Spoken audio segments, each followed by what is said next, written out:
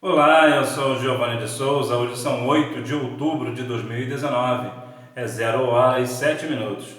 Lição número 8, do dia 24 de novembro de 2019. O exílio de Davi. Este é o quarto trimestre da classe de adultos. O governo divino em mãos humanas. Liderança do povo de Deus em 1º e 2º Samuel. Texto áureo. Então Davi se retirou dali e se escapou para a caverna de Adulão. E ouviram-no seus irmãos e toda a casa de seu pai, e desceram ali para ele. E ajuntou-se a ele todo homem que se achava em aperto, e todo homem endividado, e todo homem de espírito desgostoso. E ele se fez chefe deles, e eram com ele uns 400 homens. 1 Samuel capítulo 22, versículos 1 e 2. Verdade prática. Dos muitos conflitos que vivenciamos, aprendemos lições preciosas para a nossa vida espiritual e formação de nosso caráter, segundo o modelo de Cristo. Leitura diária. Segunda, Filipenses capítulo 2, versículo 4 e 21. Na obra de Cristo, lutemos por Cristo. Terça, Mateus capítulo 4, versículo 1. Há um propósito elevado quando Deus nos exila. Quarta-feira, 2 Timóteo capítulo 2, versículo 12. A fidelidade é o segredo para reinarmos com Cristo. Quinta-feira, Salmos 127, 3. Os filhos devem cuidar dos pais em todos os momentos. Sexta, Êxodo capítulo 20, versículo 12. Deus sempre abençoa os filhos obedientes. Sábado, aos Hebreus capítulo 13, versículo 7. Os cristãos devem honrar os que são colocados por Deus na obra. Leitura bíblica em classe. 1 Samuel capítulo 22, versículos do 1 ao 5. Então Davi se retirou dali e se escapou para a caverna de Adulão. E ouviram-no seus irmãos e toda a casa de seu pai, e desceram ali para ele. E ajuntou-se a ele todo homem que se achava em aperto, e todo homem endividado, e todo homem de espírito desgostoso. E ele se fez chefe deles, e eram com ele uns 400 homens. E foi-se Davi dali a Mispa, dos Moabitas, e disse ao rei dos Moabitas: Deixa estar meu pai e minha mãe convosco, até que saiba o que Deus há de fazer de mim. E trouxe-os perante o rei dos Moabitas, e ficaram com ele todos os dias que Davi esteve no lugar forte.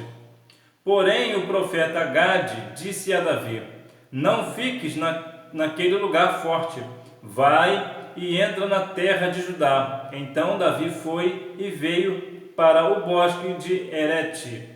Hinos sugeridos 36, 41 e 42 da harpa cristã. Objetivo geral: mostrar que dos motivos conflitos que vivenciamos podemos tirar lições preciosas para a nossa vida espiritual. Objetivos específicos: no primeiro tópico, caracterizar o exílio de Davi. No segundo tópico, expor Davi e o amor com os pais. E no terceiro, explanar sobre pessoas que morreram por Davi. Introdução. Nem sempre as vivências marcadas por situações traumáticas podem ser vistas como negativas. Por vezes, elas servem para tirar as cascas das aparências, a infantilidade, o esquecimento de nós mesmos, a fim de levar-nos à essência real da vida.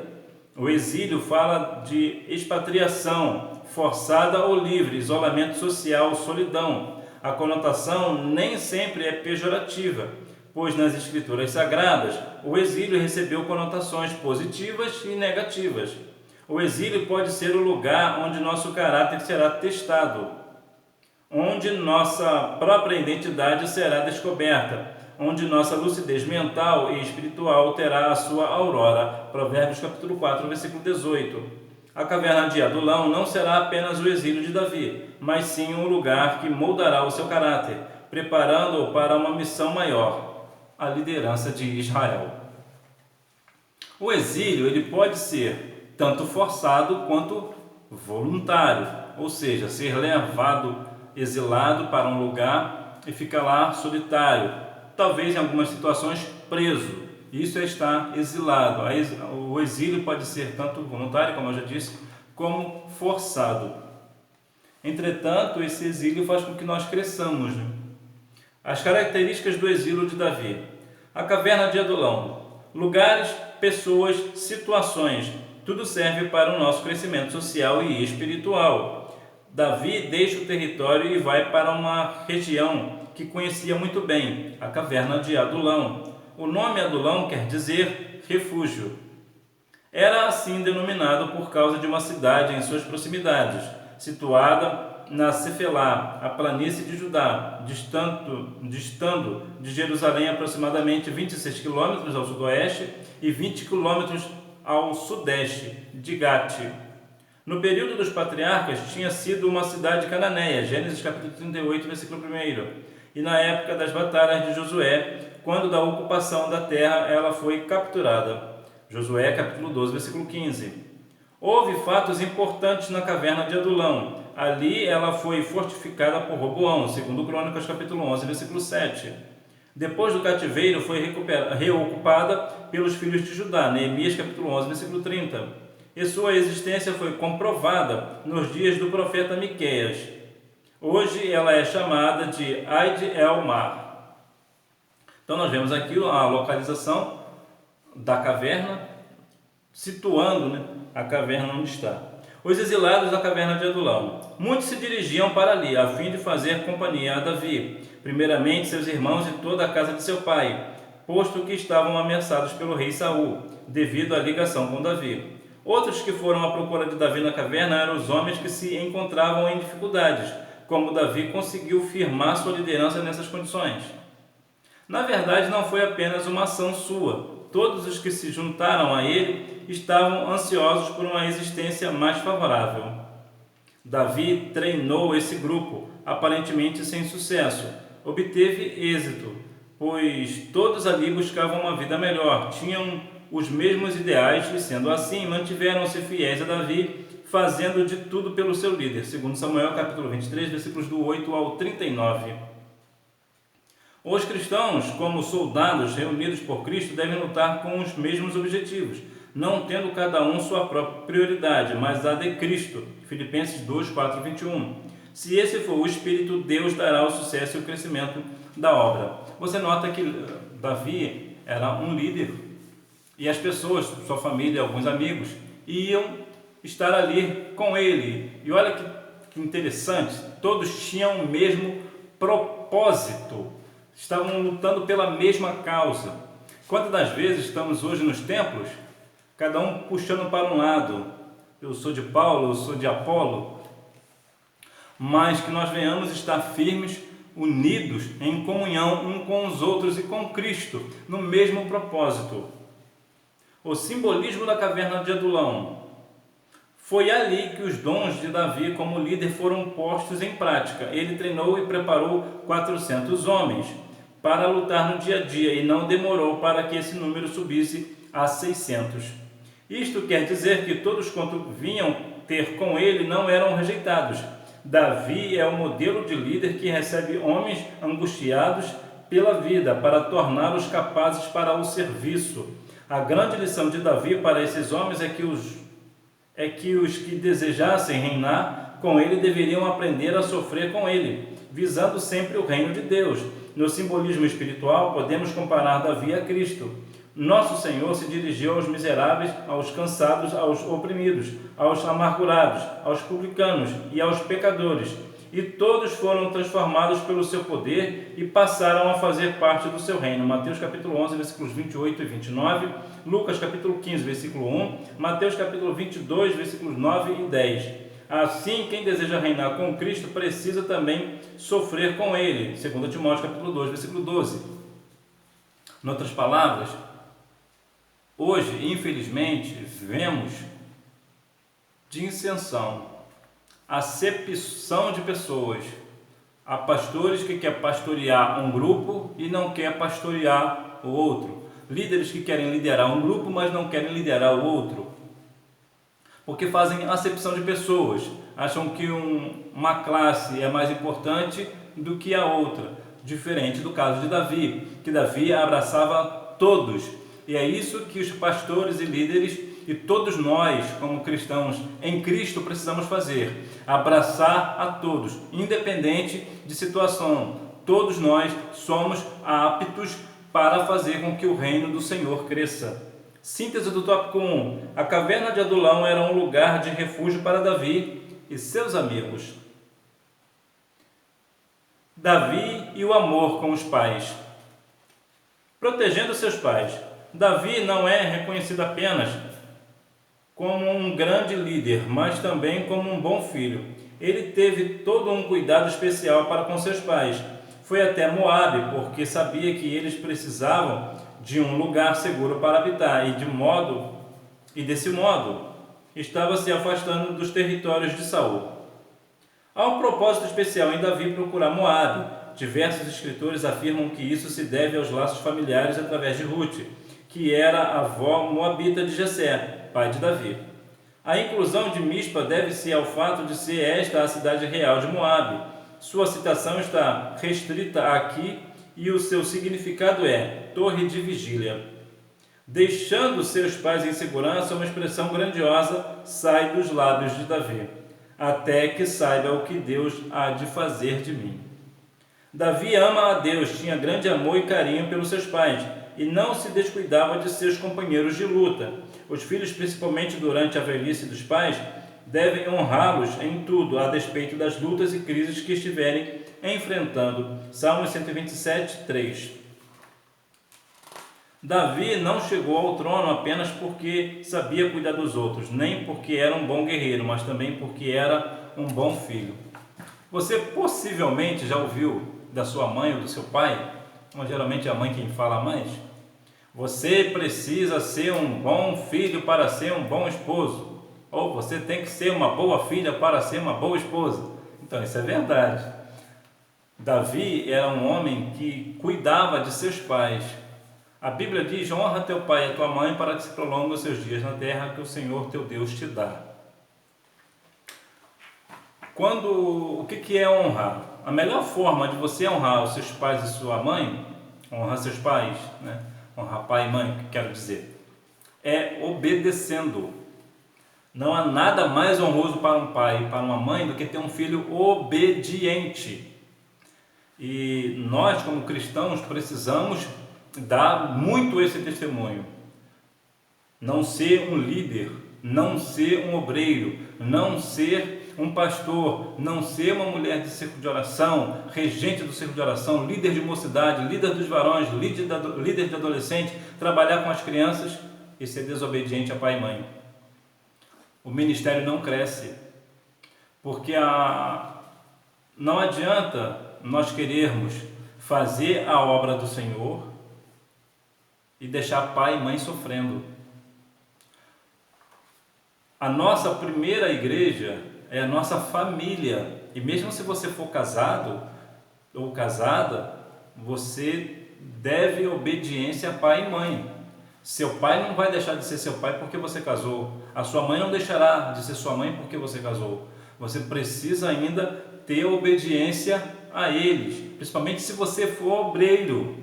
Você precisa dar esse testemunho, né? Precisamos honrar aos nossos pais, né? Ou seja, obedecê-los. A recompensa bíblica para os filhos obedientes.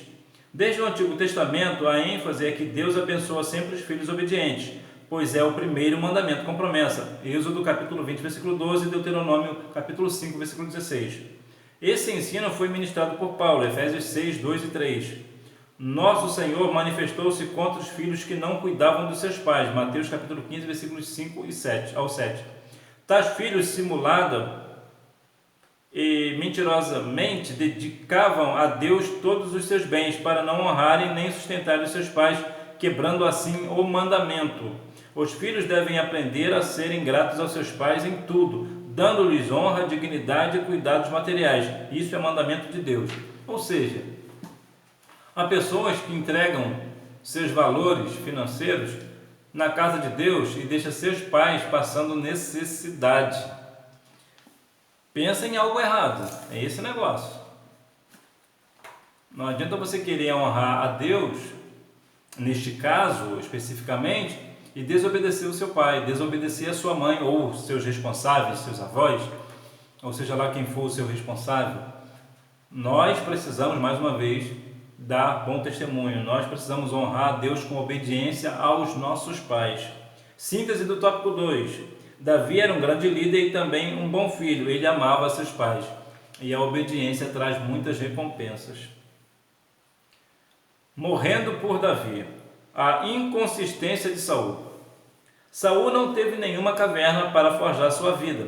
Não lidou com situações conflitantes. Tinha apenas aparência de líder, mas não era um homem segundo o coração de Deus. Os homens que estavam com Saul, ainda que não vivessem as mesmas condições dos que estavam com Davi, não se sentiam tranquilos, pois ele suspeitava da lealdade de todos, inclusive a de seu filho. Saul orgulhava-se de ter dado honras à tribo de Benjamim, presentes e posições na liderança, algo que Davi, filho de Jessé, jamais faria.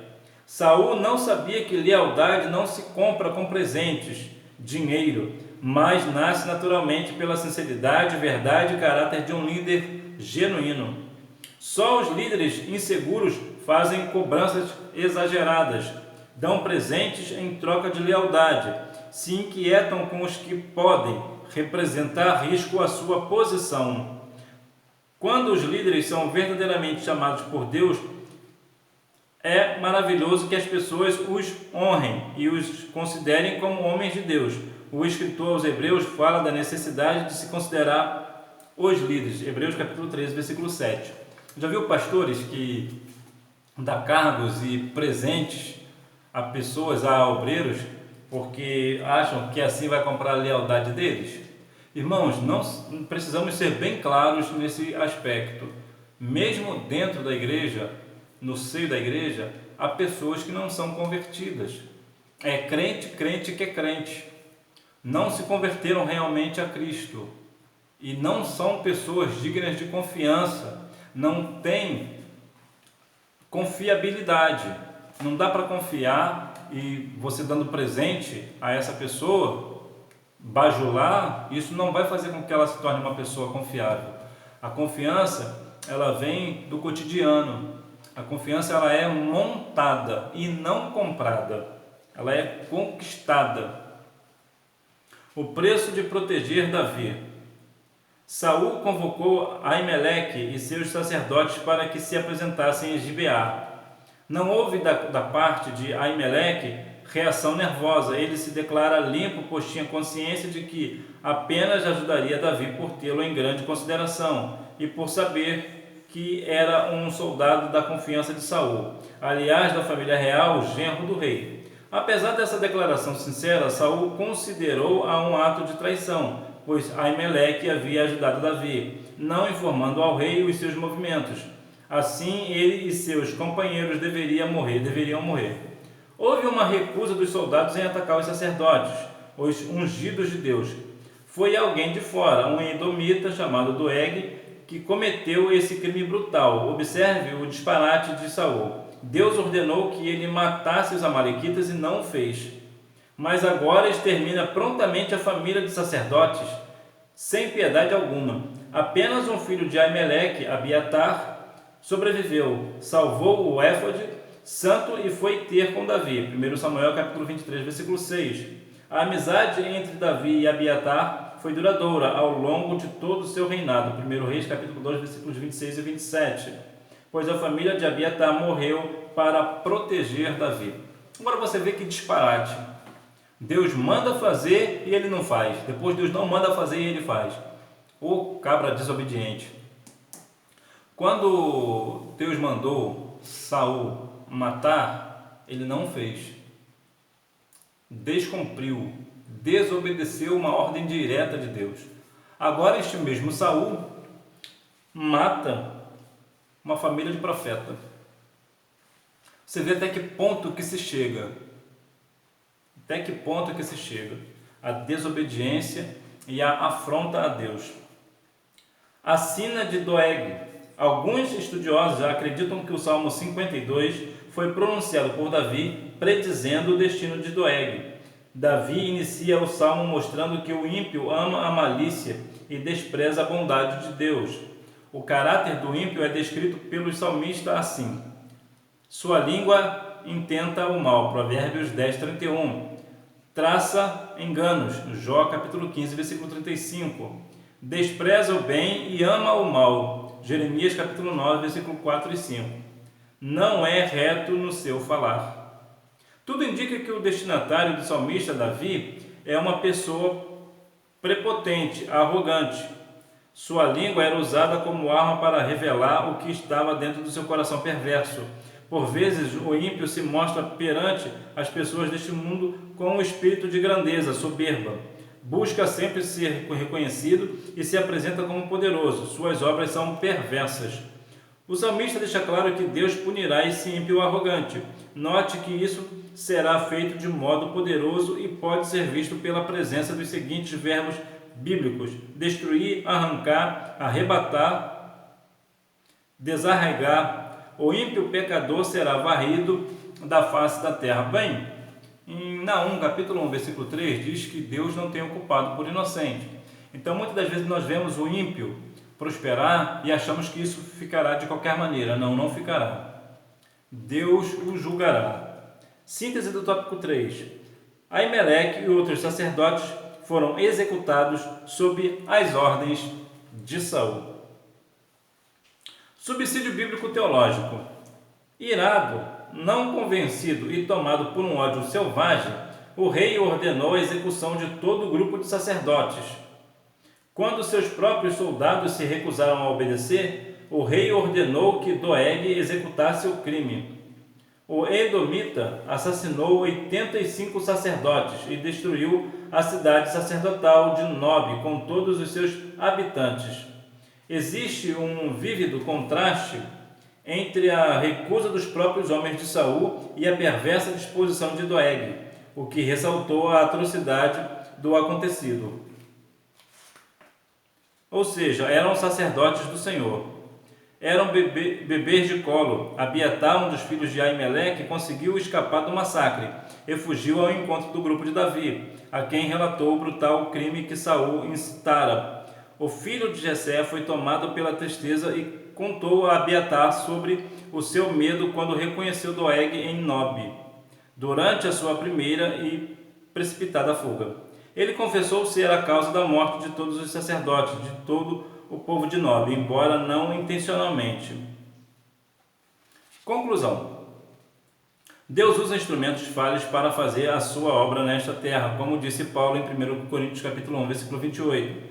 E Deus escolheu as coisas vis deste mundo e as desprezíveis, e as que não são, para aniquilar as que são. Antes, porém, esses instrumentos devem ser trabalhados, forjados pelo auxílio do Espírito Santo, a fim de que sejam vasos de honra no trabalho do Senhor.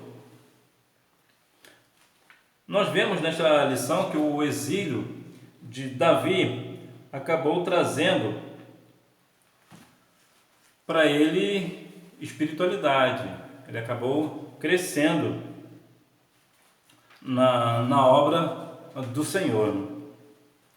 Diferente de Saul, que não teve um exílio. Inclusive eu falei que Saul matou a profetas, na verdade foram sacerdotes. E que nós venhamos ter esse pensamento em Deus, ter um tempo para Deus.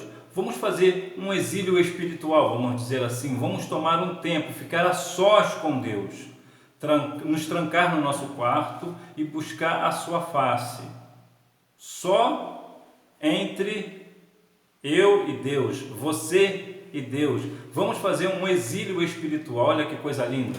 E Deus certamente fará coisas grandiosas na nossa vida. Questionário. Pergunta: qual o simbolismo do exílio para o cristão? Resposta: o exílio pode ser o lugar onde nosso caráter será testado, onde nossa própria identidade será descoberta, onde nossa lucidez mental e espiritual terá a sua aurora. Provérbios capítulo 4, versículo 18. Pergunta: qual o significado de Adulão? Resposta: o nome Adulão quer dizer refúgio. Era assim denominado por causa de uma cidade em suas proximidades. Pergunta: qual o propósito especial em Davi procurar Moabe? Resposta: há um propósito especial em Davi procurar Moabe. Diversos escritores afirmam que isso se deve aos laços familiares através de Ruth, que era a avó moabita de Jessé, pai de Davi. Em outras palavras, Davi foi buscar a sua família. Qual é o procedimento? Pergunta: qual é o procedimento de um líder inseguro? Resposta: só os líderes inseguros fazem cobranças exageradas, dão presentes em troca de lealdade, se inquietam com os que podem representar risco à sua posição. Pergunta: que tipo de pessoa o salmista Davi descreve? Resposta: tudo indica que o destinatário do salmista Davi é uma pessoa prepotente, arrogante. Sua língua era usada como arma para revelar o que estava dentro do seu coração perverso. Então, que nós venhamos, você porventura se estiver numa posição de liderança, que você venha estar seguro do seu chamado, que você não venha bajular os seus liderados, não venha temer o que algum deles possa vir ocupar o seu lugar um dia, porque você não é insubstituível, você um dia terá que deixar este cargo, ou seja, você certamente morrerá um dia, então não vai ter jeito, uma pessoa ocupará o seu lugar, ou mesmo em vida, você precisa ter maturidade, que todos nós não somos insubstituíveis no quesito do reino, né? Nós um dia daremos o nosso lugar de liderança a outra pessoa, ou como as pessoas gostam de dizer, né? Ter um sangue novo. Então, portanto, fique no seu chamado, e se for algo que Deus te aprove de uma forma tão extraordinária que você fique até o fim da vida na liderança, que você fique. Mas se não, tenha a humildade de se retirar do seu cargo, da sua função. Que Deus em Cristo continue abençoando a sua vida e tenha uma boa aula. Tchau!